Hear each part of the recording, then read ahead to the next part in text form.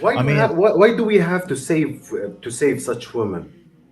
We don't Really, have to. I have zero. Look, that's very important. I have zero empathy, Mahdi. Zero empathy. I'm cold like an ice when these we're women not tell me saving their them. We're not story. saving them.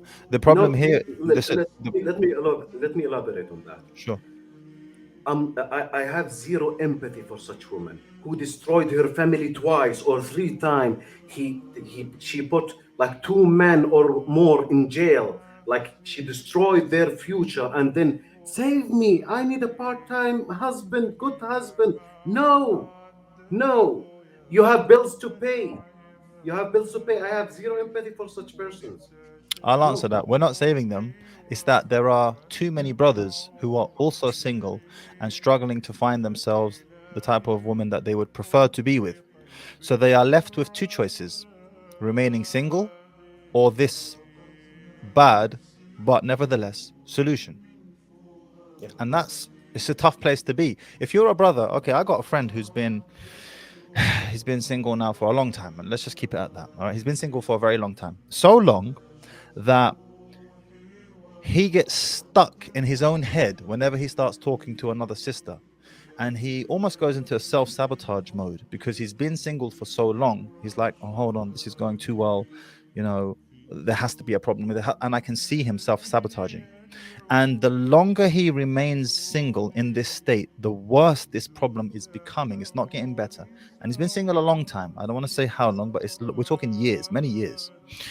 It's not normal for a man to not have a sexual outlet for years on end. This is unhealthy. There's a syndrome for it. It's called blue ball syndrome. It's unhealthy. It plays with you in more ways than one. You know, you hear of the abundance mindset thing within the whole personal development world, right? I heard Oprah, my wife was telling me, Oprah apparently said once, I never spend more than 17 seconds thinking about a problem. After that, I eliminate it. I said, "Ay, قتلها يا راح. Get out of here. It's all right to say when you're a billionaire in your ivory tower. But what about when you don't have money to pay rent in 2 days' time? You have to keep thinking about the damn problem. What's my point? My point is when you are in abundance, you're able to operate with abundance.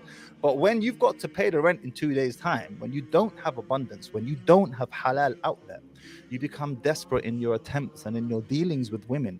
And it really just becomes this self-fulfilling downward spiraling prophecy or perpetuation of bad results, bad outcomes. Like you said yourself, Coach Kareem, the majority of men don't reproduce. And we have an overwhelming number of incels, involuntary celibate men now. This requires a solution of some sort. We can speak here till we're blue in the face. Sisters, you need to do this, that, and the third, and so on and so forth. That's great. Do it. But then what? What next? I suggest learn how to control yourself. Like that's it is not easy. That's I too know. cliche. That's too cliche. That's too No, no, cliche. no. No, it is not cliche. It is not cliche. It's If too you easy to say, Coach. I agree with you. I agree you should control yourself. But Allah has created you with the urge for this release. So it's easy to say control yourself, but yani, like it's easy for me to say that I have a wife, I have an outlet. But how dare I say that to the man who has but been single for Yeah. 6, I 7, 8, 9 years, kept himself from haram? I can't say that to him. That's like a millionaire telling a homeless person, you need to have an abundance mindset. Don't think about your problems for any longer than 17 Yeah, seconds. I disagree also, Coach Kareem. I have to disagree with you on this one. This is an issue that I have in you some know, but contention I've taken. you know, guys, that I'm not married yet. You Yeah, know yeah, no, that, no, I right? Oh, know. really? And every condition and every situation is different. Every man is unique and in a unique situation. But here's the thing. This is something I say all the time, and it's the area of contention I take with Muslim parents in general. They send their children to university Hmm. where they're amongst people of their peer group, young, super high testosterone, super high estrogen. They are in their absolute sexual prime. And then when they say, hey, I want to get married, they tell them be patient.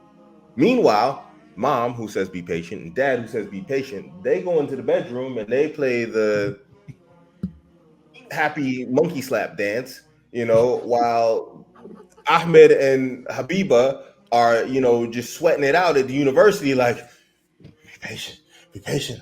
There's Khalid, Allahu Akbar, look at his biceps. Khaled's in the gym working out, trying to sweat it out. Is making it worse because it's increasing his testosterone. He's like, why is my working out not working? You know,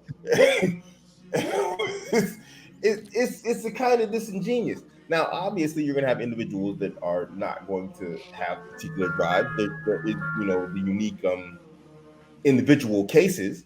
But in general, with 7 billion people on the planet, we get the idea that self-control and self-restraint in terms of human reproduction is not a general norm. Hmm. You know what I mean? And it's the reason why, subhanAllah, that the reward for withholding yourself from zina is so great. It wouldn't be so great if it wasn't so hard in the first place. It's hard. Now, I agree with you fundamentally, Coach Green, that you should control yourself. Taban. That's like telling a hungry person, be patient. All right, there's no food, but be patient. I agree, be patient. Because I'm looking for a solution. I need to eat, man. And it infuriates these brothers when they hear from us married men, be patient, be Well, patient. let me respond quickly for that. If you really can't control yourself and you want to be a weekend dildo in an older woman hand and an emotional tampon for Friday and Saturday, you you're really seeing this as a better solution. Go ahead, go ahead. For me, I don't recommend it for guys. That's it. Emotional tampon. I mean, I don't know about that. Yeah, he's an emotional tampon and the weekend dildo. So he's not a husband. Do not tell me he's a husband. No. Yeah. No, not Well, we have to use the placeholder term husband because we're Muslims, right? So Islamically, he's a husband. Otherwise, it's an arrangement with an Islamically, indefinite. look. Islamically, the man who got kicked in the balls in every single day, who got stepped on his face, he's still Islamically husband.